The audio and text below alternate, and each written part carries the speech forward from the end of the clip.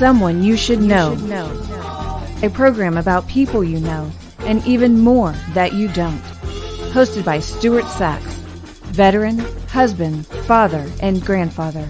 Now, here's your host, Stuart Sachs. Well, welcome to another edition of Someone You Should Know. I'm really glad to have you with us today because we're going to have a very, very interesting show with a very special friend and all who is creative beyond all your imagination. We are brought to you by some really great people, no sweat experts, heating and air conditioning, phenomenal people. Great people to work with. Phone number and email address and website are on the screen. If you need anything, they are fair, they are reasonable, they are prompt, they pick up, and your house will be cleaner than it was when they walked in. And they also give discounts not only for veterans but for teachers. And we're also brought to you by Christine Dean, who is the DFW networking diva. She can just take your current website and elevate it to the next level for very little cost. And she'll even give you a free consultation. Go to Christine Dean and all DFWnetworkingdiva.com, and you can just sign up for a free half-hour consultation. No cost. She can tell you if she can help. Well, I am absolutely thrilled to have somebody that I met recently because we needed some work done in our garden. It was really looking bad. And of course, after the winter storms that we had here in Texas, an awful lot of people lost an awful lot of their landscaping. It just froze the roots and everything died, or a lot died. And a lot of people just said to heck with it and pulled it out and left it blank. I couldn't do that. So Lauren did a little bit of research and she came up with our angel and our new best friend and my guest on Someone You Should Know, Lourdes Burson. Welcome to the show, Lourdes. Hi, Stuart. Good morning. You look so different on the screen because you are all cleaned up and you just really clean up very pretty. That's good. Thank you. Because when I see you, you're in rubber. You're in rubber boots and you're in pants and you got gloves on and your hair is pulled back. You've got this great big wide brimmed hat because you're out there in the garden getting down and dirty and digging in the mud, in the dirt and mud. That's right. We're playing in the dirt. And what is so fascinating is we not only sat down and met you originally. But the one thing that I was very impressed, and I think it is your calling card, and that is you don't say, okay, I'm going to do this, I'm going to do that, I'm going to do this. What you do is you sit down and you talk to your clients and you say, what would you like to see? What colors do you like? Is there any particular plants that you're interested in? You interact and then you say, okay, that's it, nothing else. And you kind of say, what? No, I'm going to go back and I'm going to work on some designs. I'm going to send it to you. I'm going to say this section over here. I'm going to give you 3 choices of plants or flowers. You made the process so enjoyable.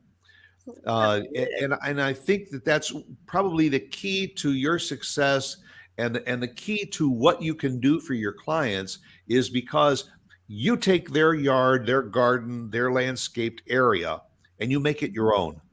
You say, this is what I can do, but this is how I'm going to fine tune it for my customer. Is that a fair statement? Yeah, I think you summed that up really well. And what's real interesting about that is that turning the clock back a bit, this was not your calling. You didn't want, did you always want to be a landscape designer?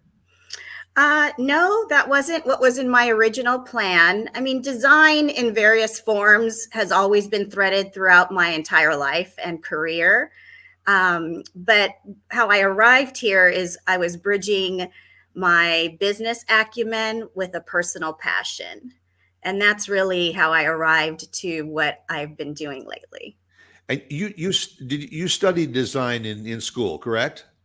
Actually, no. I graduated from university as a pre-med student having graduated with a Bachelor of Science in biology.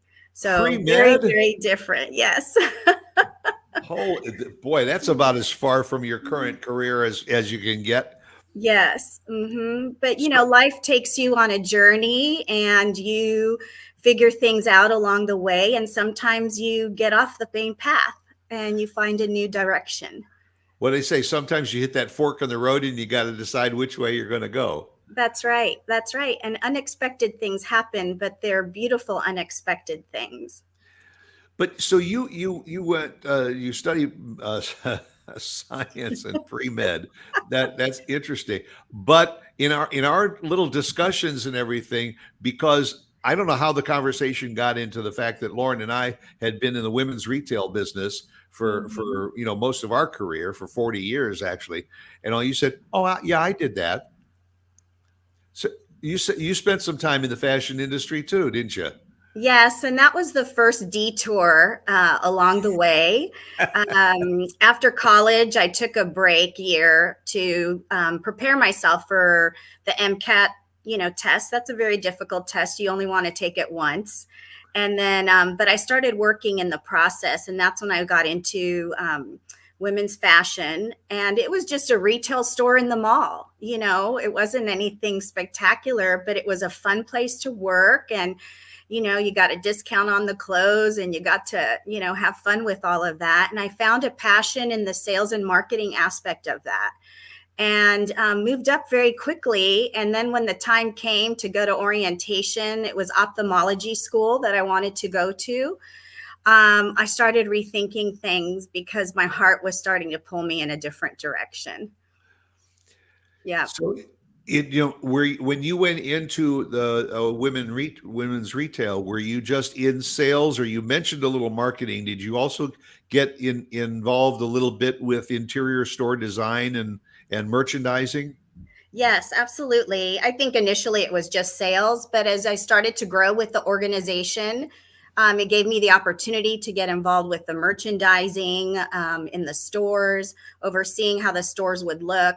And definitely what the store design would ultimately look like. In fact, one of the retailers that I worked for at that time, when they were reinventing their retail format, I helped them with their logo. And still today, they use a portion of the logo that I helped design for them, which is really exciting. God knows how many years later.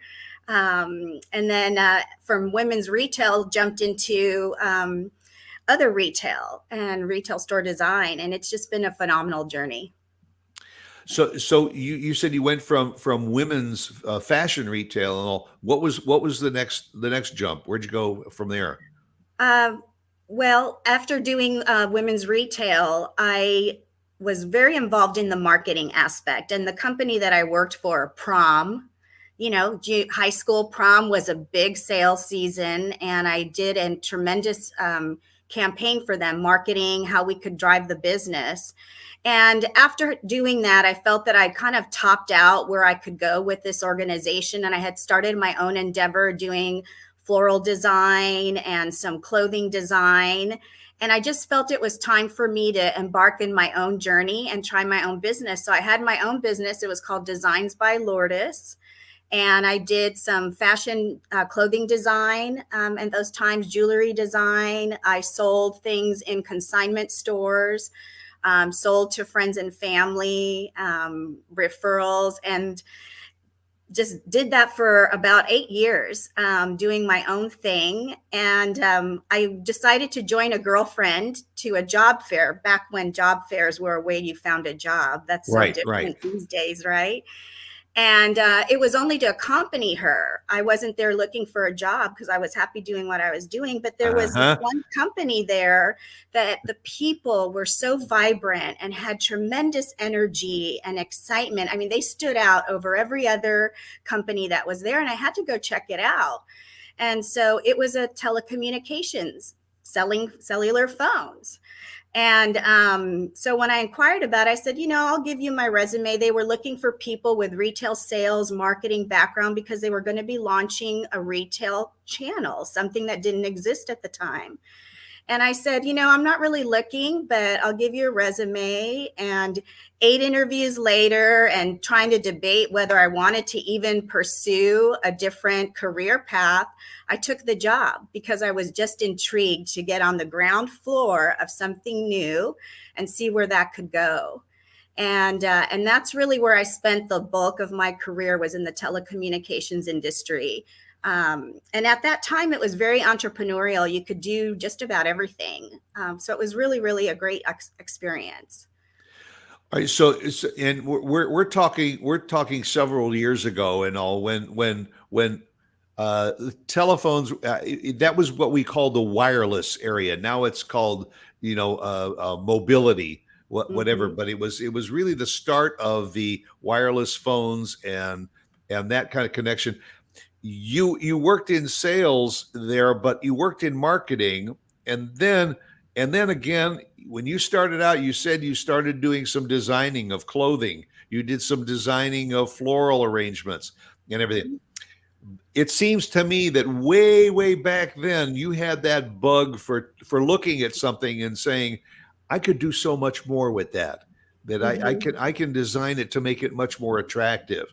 And Right. and that was a passion for you, wasn't it?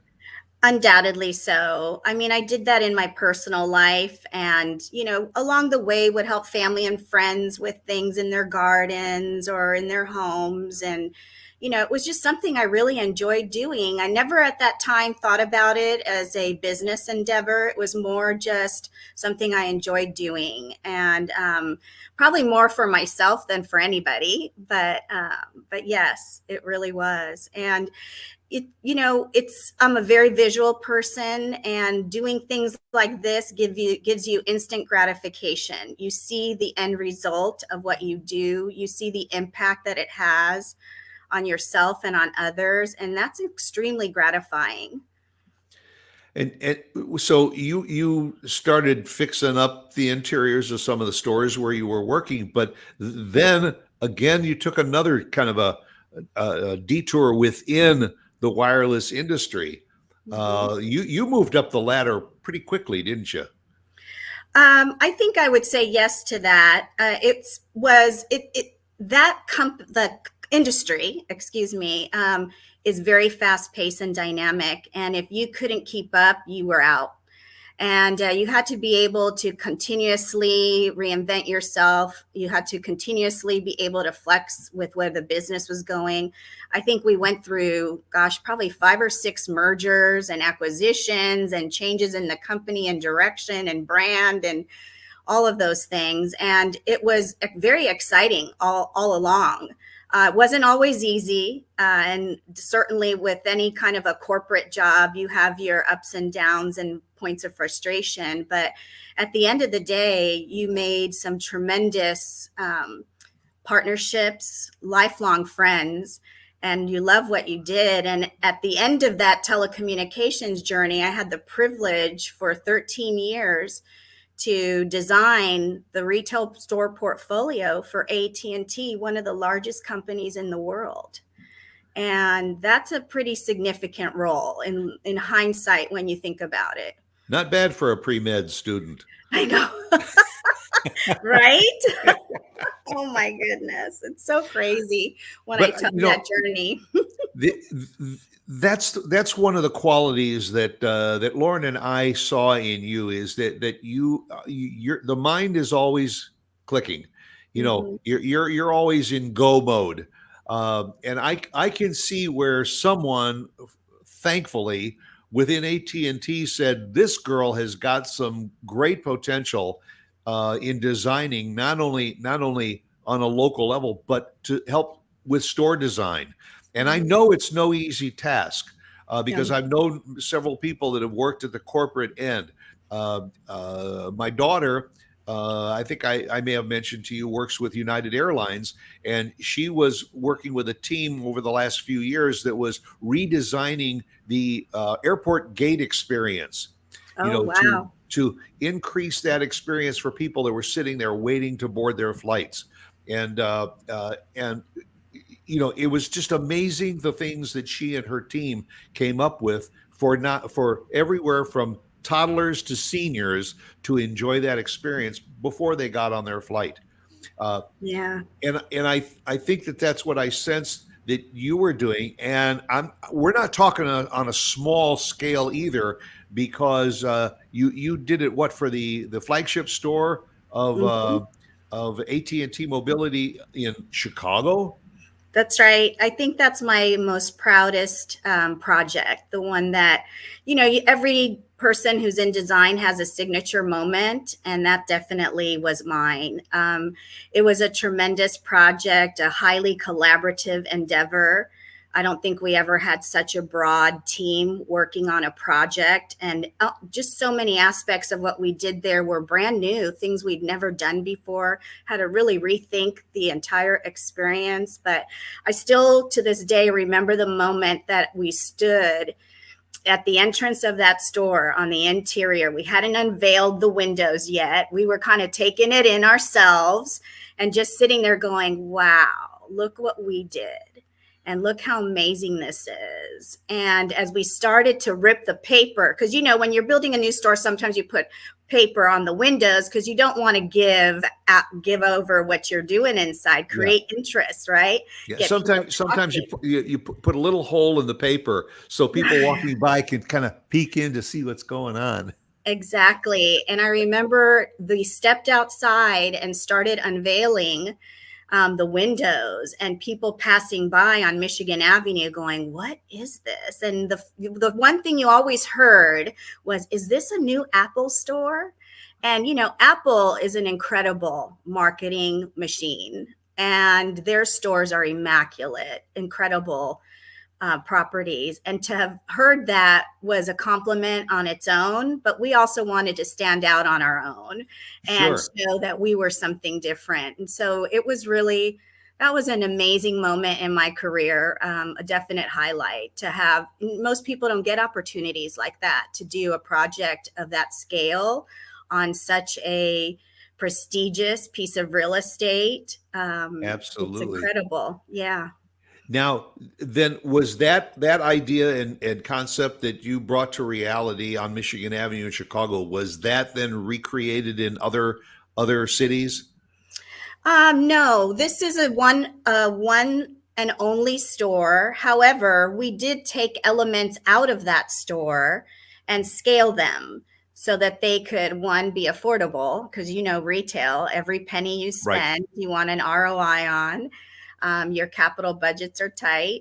And what we could do that would be scalable, would have value, without necessarily encompassing everything that we did in that store. And even to this day, that store does things that no other store does, because that's what it was intended to do. It was to be a flagship, one of a kind location. And the business made the decision that it would be the only one of its kind to do that. We did other flagship stores on a smaller scale in Times Square, Union Square, San Francisco. Those are prime real estate areas as well. And so, to get the opportunity to work on all those projects and travel the United States is a tremendous opportunity. Now, when you were working on the project in Chicago, you were living in Chicago, and then when you had the next project, you'd have to go live there, or were you commuting?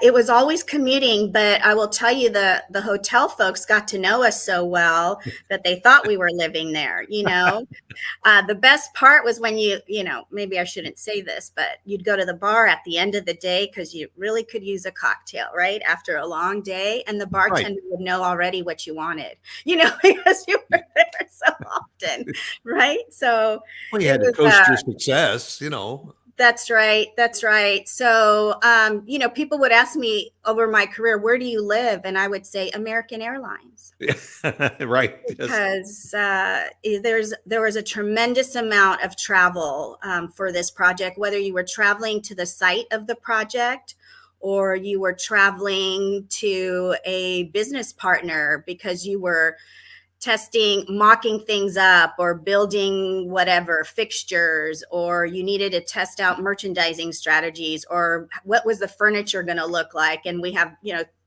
200 fabric samples we got to sort through. I mean, it was It was a tremendous opportunity, just a lot of fun, a lot of long, hard days, but at the end, it was always great. Well, and I, as I say, you have a very, very creative mind, and you spent many, many years, what about almost what 20, 25 years you spent in that industry, That's right. designing, visualizing, creating, seeing things come to reality. So where along this journey did this pop into your head that, hey, you know, landscaping? Where was this transition? Oh, that's an interesting transition. So, my journey at AT&T ended, and I took a break to kind of rethink what's my next step, what do I want to do now? And on the heels of COVID, I found myself sitting in my home office one day. It was in the springtime. And folks who know me know I plant sometimes over 2,000 tulip bulbs in my own garden because it's probably my signature flower. And I'm sitting in my front yard. Everybody's home because COVID quarantined all of us, but everybody's out and walking, and everyone's passing my garden at the time, and it looked phenomenal. It was beautiful. It was at its peak, and they're stopping and taking pictures and, admiring it, which obviously gives me tremendous joy. And it just clicked at that moment. I said, you know what? This is what I love to do. If I could be surrounded by flowers every day, I'd be in my ultimate setting. And I created a sign, stuck it in my yard, and I said, do you like what you see? If you do, let me help you with your garden. And that was the beginning of Burson's Blossoms. It was very guerrilla marketing tactic, nothing fancy, not a lot of money spent, but it was effective because people could see. And what was funny is when I started to get phone calls and emails from folks that said, I saw this sign in this house. We always pass by. It always looks so beautiful. Can you help us? And for a while, I didn't let clients know that that was my own home, but it eventually came out. And now there's the pressure, Stuart, of my house always has to look great because everybody's looking at what the landscaper's house looks like. You have to find the time to do for yourself what you've been doing for others. That's right. Mm-hmm. Well, I guess it's fair to say that you had this passion and you always wanted everything to look just so. Mm-hmm. Obviously drawing on that marketing and planning background that you had. And now all of a sudden you were in a position of creating this for your clients. So I think it's fair to say you were several steps ahead of the game. It wasn't a matter of saying, well, I'd just like to go into landscape design, but I don't know that much about it. I'll just have to Google it. You already had that embedded in you. Yeah, I think, through my own personal experience and through most of my career, I've been self-taught in a lot of ways. As you've already learned, I'm not a designer that was educated through schooling and technical training. It was a lot of self-discovery, self-teaching, trial and error. And that was the same thing here. I mean, I've been a gardener for my entire life. It started when I was a little kid with my mom in the vegetable garden. And when I was 14 years old and I couldn't get a job, I and a couple of neighbor kids started a landscaping business, mowing lawns, trimming bushes, things like that. That helped, when you're 14 and you want to get a new bike or, buy new clothes, and mom and dad are saying, you only get this much for your allowance. That wasn't good enough. We needed to figure out a way to make some money. And so we did that. And so landscaping and gardens and flowers has always been threaded in my life, but never from the perspective of it being a business endeavor. But, sometimes you have a light bulb go on and all of a sudden you're like, gosh, I have had a moment of enlightenment, and here's where it happened. And to your points earlier, I think the experience that I had in corporate life, it was a lot of presenting. You had to create things, you had to come up with ideas. Those are all aspects that are very important in this current role, because you have to be able to tell a story to a client, help them envision what it could be, make it visual for them to understand it. And I do think that's part of my signature approach that helps my clients enjoy the experience and ultimately see a successful outcome. Well, as we've been talking and all, they've been popping up a couple of comments. You've got some Oh, followers there. Hello to Haley and Beatrice and Karen. Thank you for oh. joining us. And they know your work. Mhm. Haley just pointed out that you win neighborhood garden contests all the time. I do. And I And get very upset when I don't. well, but that's your signature. Everybody expects it of you, and then when you do, other people say, "Hey, listen, if she can do it for herself, then I want her to do it for me." Right. Yeah. It's just, when you are able to marry your passion in a business, you hear that saying, if you love what you do for work, it's never work. I mean, Right. it is work. There's always work, but you just have a different level of love for what you do. And I've been fortunate throughout my career to have been on that end more than not. And I think that right now it's taken it to a different level of joy. To see you and Lauren after we did your home, and just how much you loved what we did and just how it all came together. That brings me tremendous joy. The part of working with you on landscape design is that Lauren and I are novices. I kill more than I grow. I just for some reason I either pick the wrong plants to put out there, and or I overwater them or underwater them or something. But we had really a very, very thin conception of what we wanted our garden to look like. Mhm, And I remember you saying, "Don't worry about it. Don't worry about it right now while we're talking about it. Let me come up with some ideas." And mhm, you came up with sketches, and you wanted to take these plants, some of which were dying out. And mhm. our first thought was, well, take out those and put in the same thing. And you said, well, maybe we'll do something that'll work a little bit better for the amount of sun that you get and the amount of shade. Duh, never thought about that kind of stuff because we were Right, burning stuff up because it was supposed to have more shade. right. It's a simple thing to the novice like me, but to you, you're looking at my garden saying, "Oh, I can see putting this here. I can see putting this here."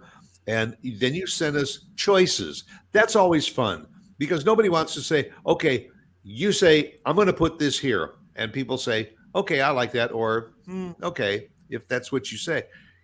In fact, sometimes you gave us too many choices. You'd come up and say, "Well, I could put any one of these six flowers here," and Lauren, I would sit there and say, "Oh, what do you think? You like this one?" And we'd go back and forth.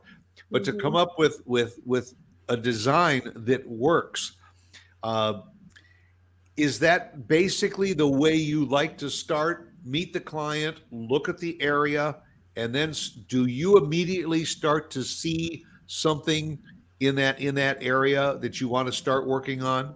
Yes, absolutely. I mean, it's important to, I'll get customers who will call and say, "Hey, can you just give me an estimate to do my flower bed?" And I said, "Not till I see it," because you have to understand what's the space you're working with, what's the condition of the space.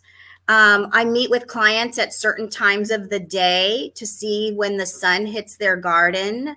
Especially in North Texas, July and August are brutal.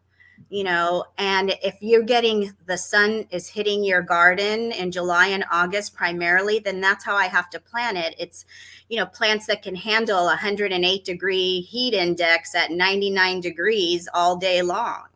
So this is where the biology comes into play, the science of what we do, because there is a science to it.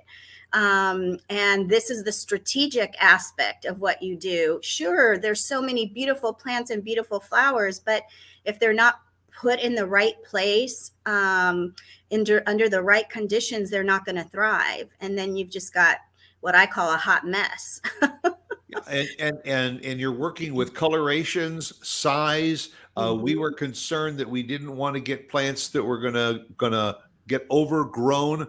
And you said, Right. okay, because there were certain plants that we liked, and you said, oh, would they make a dwarf version of that? Right. I didn't even know. By the way, I've just moved from the studio to this is our garden. This is our Lourdes Burson creation. And I will tell you that the pencil, what do they call pencil? Sky pencil hollies. Yeah, the sky pencil holly in the back, the three. Those were three trees that had fallen by the wayside through the storm, and we loved the trees. They were nicely sculpted, and all. But Lourdes said, no, those have to go. And we thought, okay, well then replace them with something that we will sculpt. And it was her, recommendation to go into these pencil hollies, which will grow up. And you can even see that they are heartily green in the middle, but the new growth is bright, lighter green. By the way, that one of my favorite pieces, and it's just a piece of design work in the garden, is my bottle tree. And that bottle tree was located on the other side of the garden. And Lourdes says, I want you to keep it, but how about if we move it over here? And again, some of the other plants, which you look at a plant, you immediately know the name of it.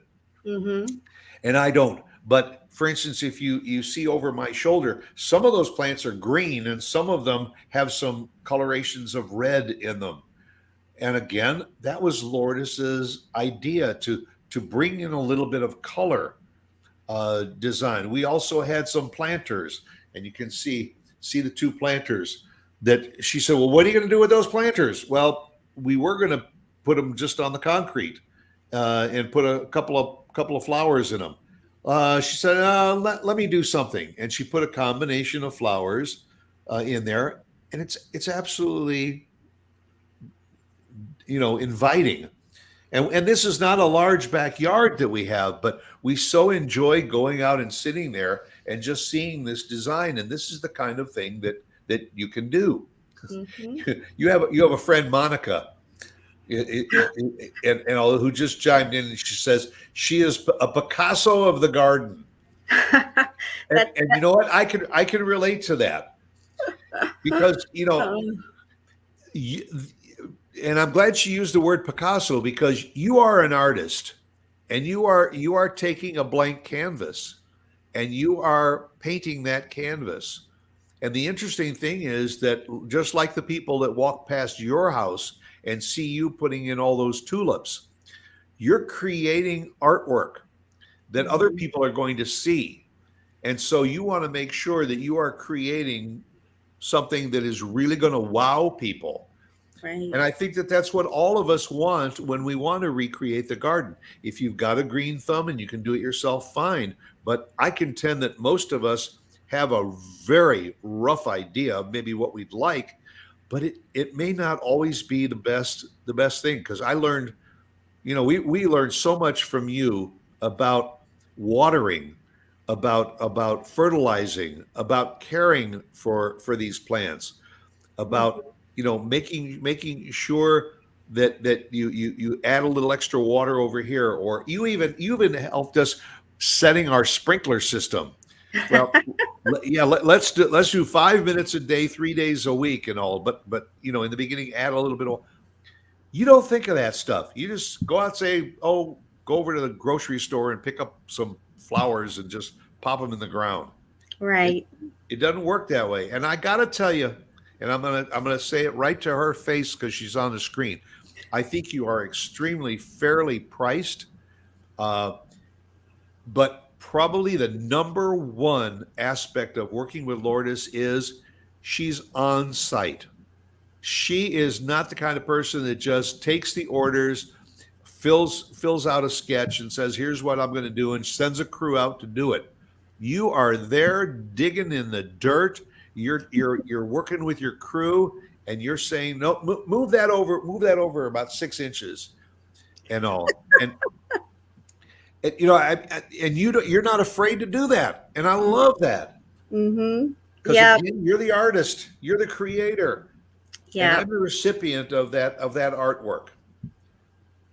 That's awesome. I'm sure if there's some of my friends or family listening and they just heard you say move it 6 inches, they're going to all totally relate to that because I'm very particular. And, you know, I don't want to say I'm a perfectionist because I think that there's a connotation that comes with that, but there's probably aspects of that that are true. You want it like you want it because this is how you envisioned it needs to look. And when you leave and you're done, that's your signature there. And you want to make Right. sure that it represents you and what you intended it to look like. Yep. So, You know, if I have one regret, it is that I have this beautiful backyard that nobody sees unless they come into my backyard. But right. I don't have a slide up. I don't know where it is, somewhere in my files. But you did some amazing things in our front yard Mhm. because we had again, I don't know all of the terminology, the hawthorns. Mhm. Hawthorn bushes, you know, it was devastating for most people that had hawthorns because Right. they all just got nailed by the sub freezes that we had. Uh, a lot of my friends and neighbors just tore them out, and they still don't know what they're going to put in. What we did was we cut them back down to the ground, and lo and behold, as the temperatures got a little bit better, the roots finally came alive and they're starting to grow back a little bit. Mhm. So what you did was you complemented what is growing there with some new plants. Right. And you added new plants that I've never heard of. Uh, but you looked at where the sun was going to be at different times of the day and said, I think that this should go here and this should go there. Right. That's what somebody that number one knows their plants can do for you, Mhm. but also can help you design what you want. And you also are not I don't think you're a fan of overkill. You want just enough that's going to make it look good because there's going to be some growth. And we That's kept right. saying, well, now is this going to grow this way or is it going to grow this way? And you said yes, because some things were going to grow out a little while Mhm. others were going to grow up. And as they grew together, they were going to complement each other.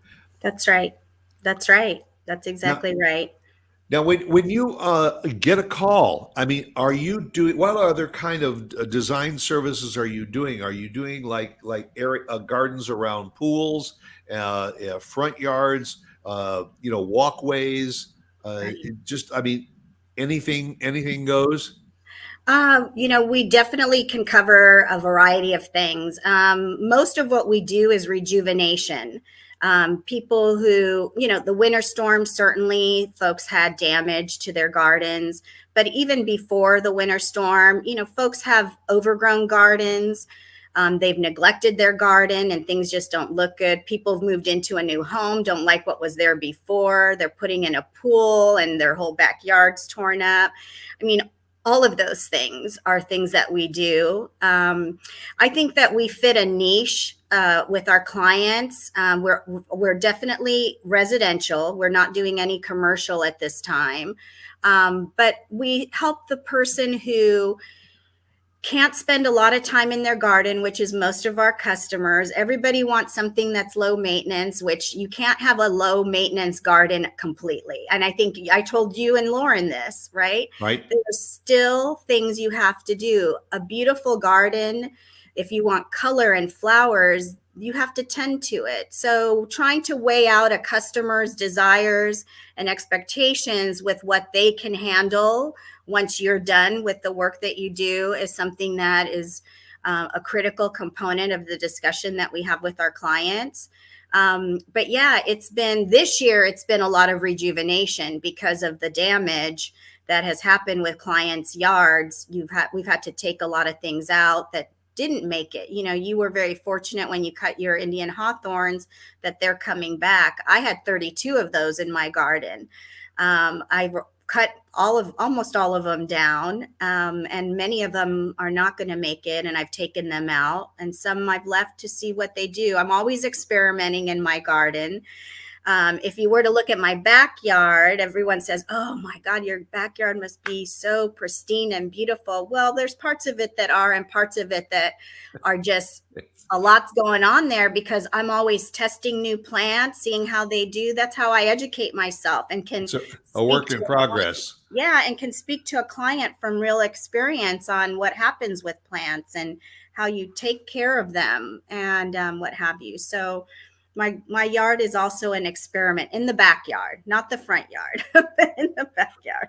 Well, before I forget, I want to let those that are watching and listening to the show that if you have questions and you want to reach out to Lourdes, it's very easy. bursonsblossoms.com is the website. That's Burson plural. bursonsblossoms.com is the website. And you can reach Lourdes at bursonsblossoms@gmail.com. Yeah. Very easy, but go to the website because number one, it's like going to a museum, a floral museum. You will see the work that she has done, and you'll start to drool. Guarantee it. Again, another comment from your friend Monica says Martha Stewart needs to watch out. Oh, good Lord. There it is. That's a great comment, Monica. and I agree wholeheartedly. Lourdes does what she does because she's passionate about it and she enjoys doing it. And again, as I say, she is there from design to completion. And if there's something that when it's all over, if there was something that you said, you know what, that didn't come out quite right, she's going to make it right. And that's something that I think many landscape companies won't do. This is what you're going to get. This is what you contracted for. When the job's over, pay me and I'm out of here. But you have a passion because, again, when people see your work, that's your calling card. That's right. That's your advertising. That's your billboard. Somebody goes by and says, "Oh my gosh, your garden looks great." Oh, okay. I know. Here's who you should call. Right. Yeah. It's every client's garden is really an extension of mine. I want it to look like I would expect it in my own garden. And as you know, Stuart, I do follow-up visits. What landscaper does follow-up visits? That's another thing that I offer as a service to my clients. And I'll do 2 follow-up visits at very specific checkpoints because that's when it allows me to really see, 1, if things are taking properly, and 2, that things are settling in and they're growing and doing well. And it also lets me see my work and how it evolves as well. And in addition to my website, folks can also follow me on Instagram and Facebook because they'll get to see even more current work on there than on the website, which is great. We're starting to dabble in things like we do stone work and accent work with stones, some planter edging and things like that we also do and augment where clients may have a need for that. And it just makes, I had a client that I just did last week, and we did a beautiful rock edging for her. And she says, it's like putting on the necklace. It's that finishing touch on the outfit. And I thought that was a really great analogy that she used. Yeah. See, now you're going back to your clothing at That's design right. and accessory days. Accessorizing the garden. Yeah. And like you say, you were pre-med, so you are a surgeon. You're making sure all the parts are in the right places. Right. Yeah, it's really interesting. So it's been a tremendous journey. I feel truly blessed to have embarked on this endeavor during a period that was unprecedented for I us, was just going to COVID. say that, this, I hope we didn't let anybody lead them to believe that you've been doing this for years and years and years. Your company is about 2 years old, That's right. and you just decided to start doing this, and you're just going like gangbusters. And I am so thrilled not only to be one of your clients, but I'm absolutely thrilled that you joined me on the program to tell other people and let them know, what the ins and outs are of doing landscape design the right way. And the Mhm. and the right way is to work with somebody like Lourdes that can show you options. And so you are working with her to create the design too. And I Mhm. thank you very, very much for taking the time to be on the show with me today. Oh, it was a tremendous pleasure. Thank you for the invitation and the opportunity. It's just been a lovely, lovely time. So now what? Do you go put on your rubber boots and your hat and everything and get out there in somebody's garden? Not today. Today is what I call nursery run day. So Oh, okay. Go today to see we're what's out at out the there. nurseries. Yep, checking out what's coming in for fall. We're in the middle of a seasonal change, right? Right. Summer's ending, fall's approaching. And So now is a good time to start upgrading the garden before the winter sets in, so that yeah, these plants can take root, correct? yes, I mean, we do work through the first couple weeks of December is very viable time to still be doing work. Good. Once you get into the heart of December and January, one, it's winter. And while the weather isn't bad necessarily, I mean, it can get cold. We just don't have great product availability for plants and things, but it's a great time to meet with clients and do planning. So that's what most of my January is about, is preparing for the spring. So when we meet with clients, we're ready to go. But I'm doing that right now. I've got a full queue of clients that have been waiting for the heat to pass, so we can get going. And it's going to be a very, very busy fall, Stuart. And if you want her help, you better call her or reach out to her right now to get scheduled. Mhm. But again, thank you very much. Burson's Blossoms, it can just change the way you sit in your front yard or your backyard and just enjoy Lourdes's creations. Our very best to you. Thank you again Thank you, for joining us. Stuart. And that'll do it for another edition of Someone You Should Know. A nice conversation with Lourdes Burson. And make sure you tune in again next week at the same time, right here, for another edition of Someone You Should Know. I almost forgot what show I was on. But again, thank you to Mark Warner for producing the show, because he's out in Oregon and producing the show from out there. So thank you very much. As I always say, be yourself, because everyone else is taken. Go out and make it a good day.